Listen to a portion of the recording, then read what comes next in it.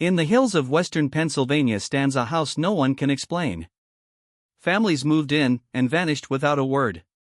They left meals on the table, Bibles open to Exodus, and every door wide open except the one to the attic. Because beneath that flawless, pale floor something had been waiting since before the first nail was driven. Something that still listens. The wind moves differently through Brackner Ridge. Even today, old-timers in the hill country west of Allegheny will tell you that. They say the air itself feels heavier once you leave the lower road and start up the narrow track that hasn't been properly maintained since the 1930s. The trees lean a little too close. The birds grow quiet sooner than they should. And if you keep walking until the ridge opens up and you see it, still standing, weathered but unbowed, you feel the house notice you before you notice it. This is the Harrove House. Built in 1847. Abandoned in pieces across decades. And beneath its attic floor lies a secret that three families tried to outrun and couldn't. Let me take you there. Imagine the autumn of 1847. The Pennsylvania hills are burning with colored deep crimson maples, golden hickories, the last stubborn green of the white oaks clinging to summer. Smoke from distant burn piles drifts through the hollows. The scent of wood smoke and damp earth hangs in the air. Wagon wheels have cut deep ruts into the post road, and every small community along Brackner Ridge has already shuttered itself against the coming winter. Into this world walks a man who calls himself Cornelius Vane. No church record lists his baptism. No earlier census mentions his name. The land he claims was simply already his, according to documents that appeared without clear origin. He carried one trunk. He traveled on foot. And though he came from the direction of Pittsburgh, no one at the Crossroads Tavern in Bell Witch remembered seeing him pass. It was as if the road itself had delivered him in silence.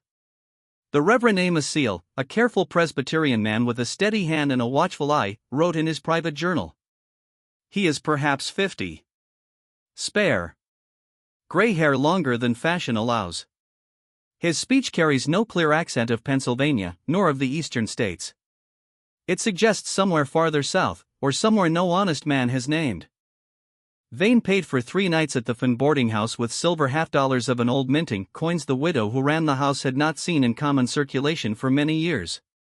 On the second day, he walked to the county clerk's office and produced papers that transferred ownership of 40 acres on the eastern face of Brackner Ridge into his name. Clerk Hosea Crabtree, a man who had handled deeds for nearly 2 decades, examined them carefully. The formatting was correct. The witnesses were properly listed. The seal looked authentic. But something troubled him. The chain of title ran back only 4 transfers to an original land grant that predated Pennsylvania statehood, records that simply did not exist in his office. Crabtree later told a colleague, voice low, "I cannot say the papers are false. I can only say they tell a story I cannot check." He recorded the transfer.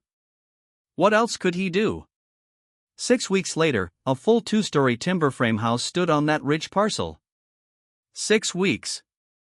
In late October and November, when daylight is short and the nights bite with frost that can freeze a man's fingers to the tools in his hands. Neighbors who rode past on the lower road heard hammering and sawing at all hours, before dawn, long after dark. Not the noise of a large crew, but the steady, relentless rhythm of 1 or 2 workers moving with unnatural endurance. The sound of a timber beetle driving pegs. The whisper of a handsaw. The soft thud of mallets. By the time Jeremiah Otmani, whose farm sat at the base of the ridge, rode up to introduce himself, the house was not merely framed. It was finished. Curtains hung in the windows. The kitchen garden had been turned and banked with straw for winter. Firewood was stacked neatly to the eaves of a woodshed that had not existed a month earlier. And Cornelius Vane sat on the porch in the November chill with no coat, reading from a book he quietly closed and turned face down when he saw his visitor approaching. He received Otmani with cool courtesy. No offer of warm cider. No questions about the nearest mill, the winter roads, or the reliability of the creek. He answered every inquiry with precise, empty words that gave nothing away. He had come from a distance. He had business in the region. The ridge suited his purposes. He intended to stay. Otmani left feeling not welcomed, but measured. As though he had been allowed to see only what Vane wished him to see. The house itself was solid, unpretentious. 2 stories. 4 rooms below. A steep rear staircase. And above it all, an attic that ran the full length of the building beneath a sharply pitched roof. For small windows, 2 at each gable, allowed enough light on clear days to work without a lantern. But it was the attic floor that would haunt every soul who ever set foot inside. The ground floor used white chestnut planks, noble, first-growth timber, heavy and rich. The second floor used narrower oak, honest and strong. Standard for the time and place. The attic floor was something else entirely. A close-fitted tongue-and-groove hardwood of a pale, almost cream-colored species no local man had ever seen. Not oak. Not chestnut. Not walnut. Not cherry. The grain was so fine it was nearly invisible. The boards had been laid with a precision that defied rural carpentry. No gaps. No movement of air between them. The surface was level as a millstone across 30 feet by 15. When light struck it at the right angle, it seemed to glow with a quiet, almost luminous quality. Roland P.C., a respected millwright who would later examine it, said it was the finest finished carpentry he had ever seen in a domestic building in all of western Pennsylvania. He could not find the joins even with the blade of his knife. The boards felt thicker than standard, engineered, he suspected, for extraordinary weight-bearing, or for sound absorption. A floor designed to keep secrets below. Cornelius Vane lived on that ridge for 4 quiet, unnerving years. He bought almost nothing from local merchants, only occasional lamp oil and dried goods. No livestock. No hired help. He tended his garden with mechanical care. He attended no church. Joined no lodge. Subscribed to no paper. In 4 years he sent and received mail exactly twice heavy packages from Pittsburgh, sealed with intricate knots known more to navigators and surveyors than to ordinary men. He received 3 visitors. All arrived on foot.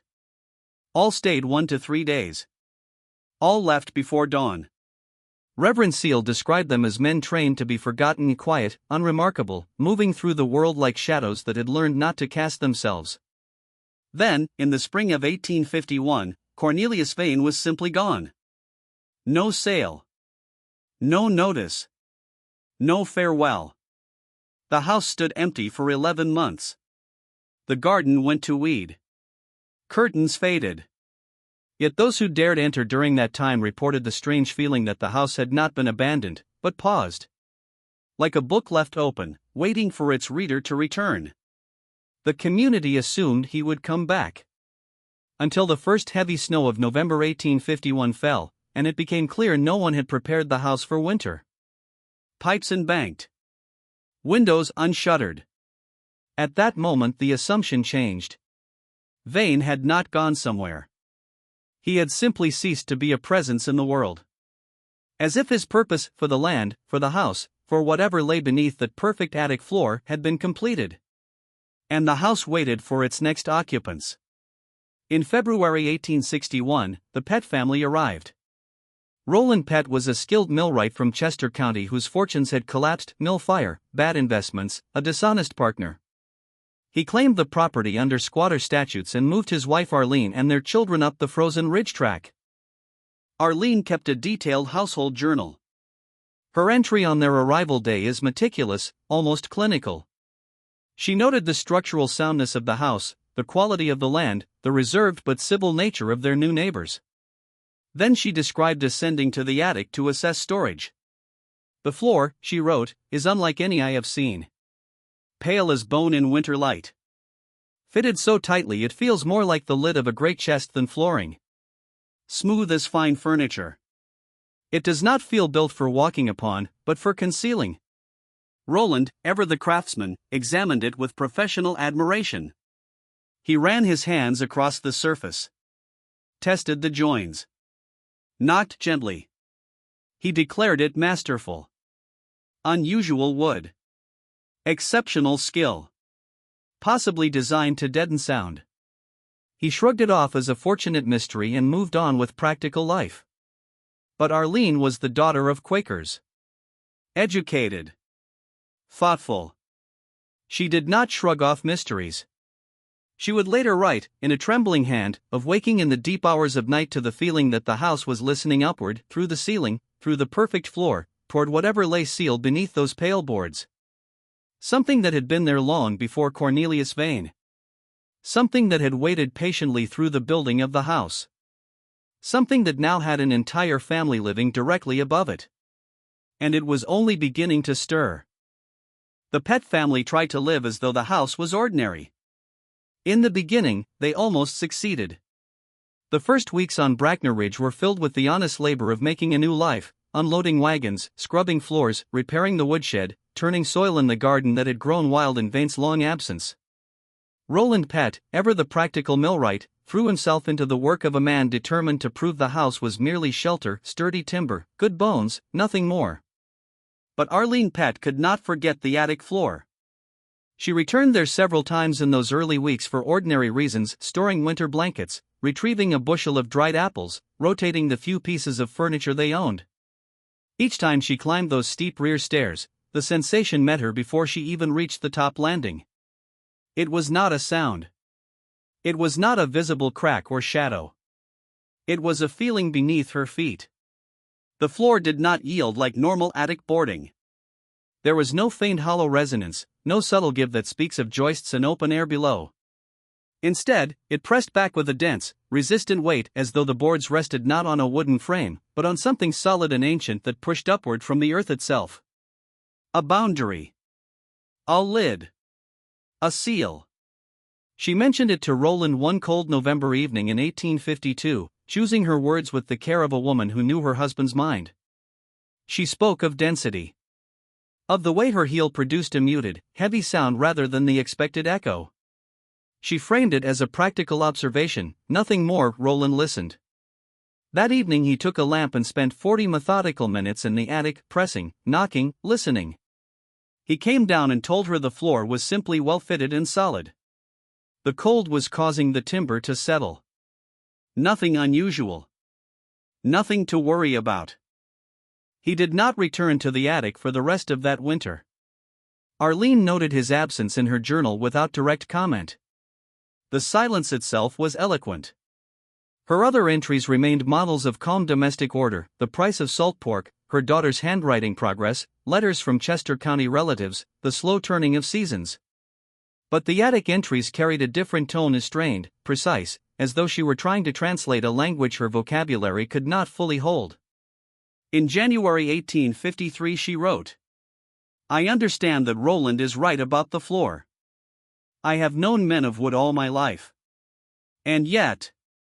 The sentence ends there. 3 days later she records the price of provisions as if nothing had happened. By April, the unease had deepened enough for action. Arlene took measurements. She calculated the exterior height from the eaves to the second-story window tops. Then, inside, she lowered a plumb line through the narrow gap around the staircase opening to measure from attic floor to the ceiling below. The numbers did not lie. Exterior, approximately 9 feet of attic space. Interior, approximately 6 feet. 3 feet of the building's height existed on the outside but not on the inside. She showed the figures to Roland. He rechecked them himself. His usual confidence faltered. He suggested a substantial subfloor or sleeper system, unusual, but possible. Later that afternoon he spent over an hour in the attic with his measuring rod and tools. When he descended, his face was pale. He admitted the discrepancy could not be fully explained by a subfloor. There were roughly 18 inches, perhaps more, that the visible structure simply did not account for. He sat at the kitchen table for a long time in silence. Then he spoke words that would haunt Arlene for the rest of her life. It is possible the attic floor was not built up from inside the house. It may have been built down from something else. The house may have been constructed around a room that was already there. A ceiling for something that entered from below. The thought lingered like smoke in the rafters. Then came August. Roland was maneuvering a heavy iron-bound trunk through the low attic door when it slipped. The corners struck the pale floor with violent force. One board at the edge split and lifted just a fraction of an inch. In the narrow gap revealed, he lowered his lamp. He did not see joists. He did not see empty space or ordinary underflooring. He saw stone steps descending into darkness.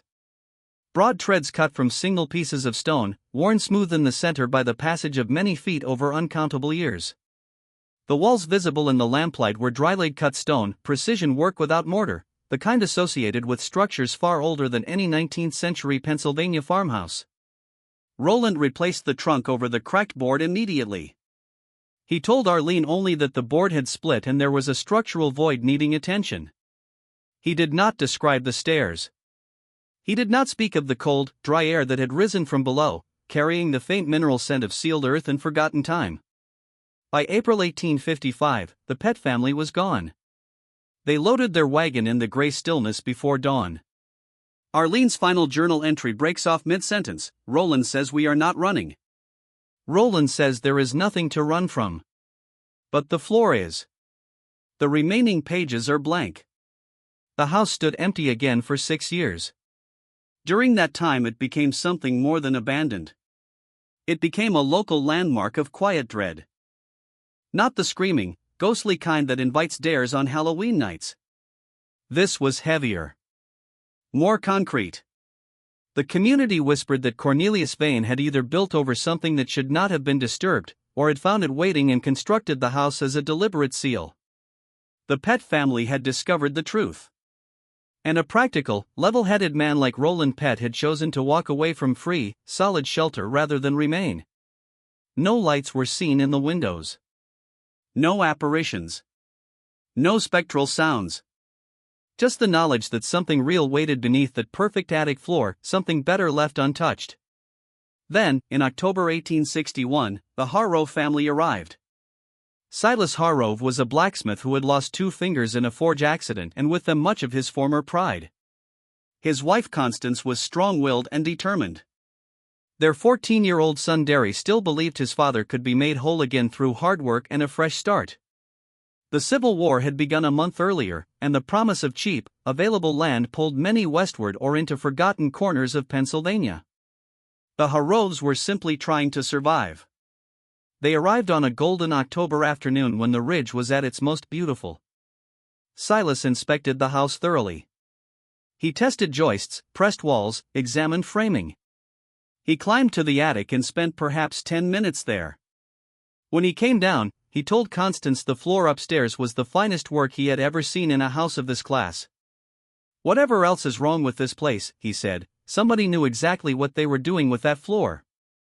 What he did not tell her, what he kept secret for 9 long years, was what he had noticed that first day. Near the north wall, one board sat proud by perhaps 1/4 of an inch. To most eyes it would have been nothing, seasonal movement, minor settling. But Silas had spent years working red-hot iron. Metal teaches precision. It teaches you to feel the difference between flat and almost flat. He knelt. He pressed the board with the heel of his hand. It gave not like swollen wood, but with soft mechanical resistance. Then came a faint, distinct click, like a hidden latch engaging. A rectangle of floor, roughly 4 feet by 6, rose silently on concealed hinges, perfectly counterbalanced. The entire section pivoted upward as one unit, revealing a stone staircase descending into perfect darkness. 12 broad stone steps. Dry-laid stone walls. Air that rose to meet him, cool, dry, mineral, carrying the scent of deep time and sealed silence. Silas stood at the top for a long moment, lamp in hand. Then he descended. The chamber at the bottom was 30 feet long and 15 feet wide, running the full length of the attic above. The walls were the same masterful dry-laid stone. The floor was packed earth compressed to the hardness of brick by centuries of use. And above him, the underside of that pale, flawless attic floor looked from below like an impenetrable wooden sky, seamless and glowing faintly even in lamplight. At the far end of the chamber stood something that made the blacksmith's breath catch. But that discovery belongs to what came later. For now, Silas Harrove closed the hidden door. He pressed it down until it clicked back into place, becoming once again indistinguishable from the rest of the perfect floor. He wiped the dust from his hands. He descended the attic stairs and rejoined his family as if nothing had happened. He told himself it was just an old root cellar. An unusual foundation. Nothing more. He told himself they needed the house. He told himself many things in the days that followed. But deep down, in the quiet hours when the wind moved strangely across Brackner Ridge, Silas Harrove already understood the truth: the Pett family had fled. The house had not been built to shelter people. It had been built to contain something. And now, with a new family living directly above it, that something was no longer alone. Silas Harrove stood at the bottom of the stone stairs and let the lamplight reveal what the house had been hiding for decades. The mechanism above him was elegant in its brutality: simple iron rods and counterbalanced hinges that allowed the entire section of floor to rise and fall in near silence. No ornamentation. Just pure, ancient function. The air down here was dry, cool, and perfectly still, like the inside of a sealed tomb that had never learned to breathe. Along the eastern wall, built directly into the cut stone, ran deep wooden shelves of the same pale, unidentified hardwood as the attic floor above. They looked as though they had grown out of the chamber itself. On these shelves rested flat, document-sized boxes of the same wood, their seams sealed with dark wax. Silas estimated 20 to 30 of them, arranged with deliberate gaps that suggested some had been removed long ago. Nearby sat a preserved leather case, the kind used by surveyors or cartographers for maps and rolled documents. 3 lanterns of unfamiliar, expensive design still held thick, dark oil. Their wicks remained intact, as if waiting for a hand to strike a match even now. Against the west wall stood an iron-banded chest, the lock far superior to anything in the county clerk's office. And along the southern wall, arranged with almost ritual precision on the packed earth floor, were 11 objects wrapped in waxed cloth and bound with cord. Each the size and weight of a ledger book. The wax seal on the nearest one bore a circular stamp divided into 3 equal sections, each containing a symbol Silas did not recognize: no English letters, no German script common in Pennsylvania Dutch country, nothing from any alphabet he knew. He stood there for a long time. The lamplight flickered across the stone. The silence pressed against his ears. And in that silence, Silas felt something deeper than fear. He felt recognition, the cold certainty that these objects were not merely stored. They were waiting. Placed here with intention by someone who understood time differently than ordinary men. He made his decision in that moment, a decision that would shape the next 9 years of his life. He would touch nothing. He would tell no one. He would close the floor and live above it as if the chamber did not exist. He told himself it was prudence. A one-handed blacksmith with an ailing wife and a young son could not afford to meddle with dangerous things or valuable things. He told himself a practical man leaves what does not belong to him alone. But in the deeper part of himself, the part that spoke truer than reason, he knew the real reason. The objects in that chamber knew he was there. Not with eyes or voices, but with the heavy weight of deliberate purpose. These things had been laid down to wait, and the one who laid them had chosen their company carefully. Silas Harrove was not the man they were waiting for. He climbed the stairs, pressed the section of floor until it clicked back into place, and returned to his family as though the world below had never revealed itself. For 9 years, the secret lived with them. Constance died in the winter of 1868. The fever came fast and lingered cruelly. In her final weeks, as Silas sat by her bedside wiping sweat from her brow, the guilt carved deeper grooves into his soul. He had let his wife live for 7 years in a house with something ancient and unspoken beneath her feet. He had denied her the knowledge of the very air she breathed. The ordinary weight of grief became something heavier, a moral burden laced with the fear that he had sinned against her by his silence. Yet still he did not return to the chamber. Still he did not leave the house. When his son Derry, now 23 and newly married to Lucette, finally asked him directly in 1870 why he had stayed, Silas gave the only answer that felt honest. I stayed because leaving felt like trespassing. Like I would be carrying something away that was never given to me. The room is not finished with its business. Whatever they put down there, it isn't done yet. And I am not the one to interfere. He looked at his son with tired eyes and added the words that would echo through the family's remaining history. You will carry this burden. 3 days later, Derry Hargrove went up to the attic alone. He found the mechanism exactly where his father had described. He descended the stone stairs with a lantern. The chamber was exactly as his father had left it 9 years earlier. Nothing had moved. The preservation was uncanny, almost miraculous. Wood and leather and wax and oil untouched by time in ways that defied the natural order. Unlike his father, Derry chose one of the flat wooden boxes at random. He carefully worked the wax seal, intending to restore it afterward. Inside were sheets of remarkably thin but durable paper covered in handwriting so uniform and precise it looked printed at first glance. The language was clear, formal English. Derry read enough to understand what he was holding. Names. Hundreds of them. Dates. Locations stretching across Pennsylvania, the eastern states, and into territories he could and could not identify. Figures beside each name, some monetary, others, something else entirely. Most chilling of all, the dates reached backward beyond living memory and forward into the present and near future. The ink showed no variation. These records had been written as though by a single hand across impossible spans of time. Among the names, Derry recognized some. He never wrote which ones in his letter to his cousin James in Cincinnati. He only said, "I recognized them, James."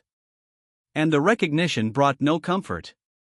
He resealed the box with trembling hands, returned it to its place, and climbed back into the attic. That same summer, the Hargrove family left the Brackner Ridge House in the cold hours before dawn, carrying what they could and abandoning the rest, just as every previous family had done. Silas Hargrove died in Cincinnati in 1873. Derry lived on but never spoke publicly of the chamber again. Lucette, who outlived them both, later told a reporter she had known from the first week that her husband carried a burden he could not share. "A woman knows," she said quietly, "when her husband is living with something that isn't his to give." She made peace with not knowing. But the house remained. By the spring of 1902, the machinery of the county finally turned toward the property. The last registered owner had died without heirs. Ezekiel Marrow, a meticulous county assessor with 20 years of experience, was sent to document the estate and determine its disposition. Marrow was a man who believed in order. Accurate records, he often said, were a form of civic righteousness. He had seen abandoned farms, hidden stills, family secrets, and tragic remnants. He approached every property with professional detachment. He examined the Hargrove house floor by floor. On the second day, in the afternoon light slanting through the small attic windows, he noticed the subtle irregularity near the north wall, one board sitting ever so slightly proud. He pressed it. The section of floor rose silently on its ancient hinges. Marrow descended with his lantern and notebook, his heart beating with the steady rhythm of a man who still believed documentation could master mystery. What he found below changed the trajectory of his life and caused a report that would be quietly removed from public ledgers within 60 days. But that is where the final act of this story truly begins. The attic floor was never just a floor. It was a lid. And beneath it lay a ledger of sins, names, and unfinished divine business that had been waiting patiently, perfectly preserved, for the right soul to disturb it once more. Ezekiel Marrow triggered the mechanism on his second afternoon in the attic. The board sat just proud enough for a careful man to notice. He pressed it. The entire section of flawless pale floor rose in eerie silence on its ancient counterbalanced hinges. Marrow, ever the professional, went downstairs, retrieved a better lantern, and descended into the chamber with notebook and pencil in hand. What he documented that day filled 31 pages.